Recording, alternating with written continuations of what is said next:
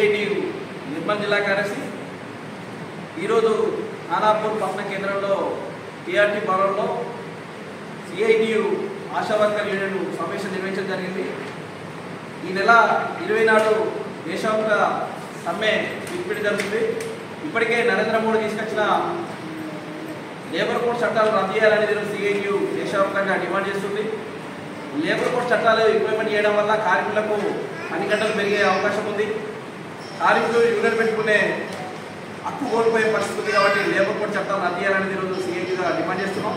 అదేవిధంగా కనీస వేతనం పెంచాలి, అదే స్కీమ్ వర్కర్లకు కనీస వేతనం పెంచాలి, ఉద్యోగ భద్రత కల్పించాలి, పిఎఫ్ఈఎస్ఐ సౌకర్యంగా కల్పించాలని ఈరోజు దేశవ్యాప్తంగా ఈ నెల 20 నాడు సమ్మెకు పిలుపునివ్వడం జరుగుతుంది.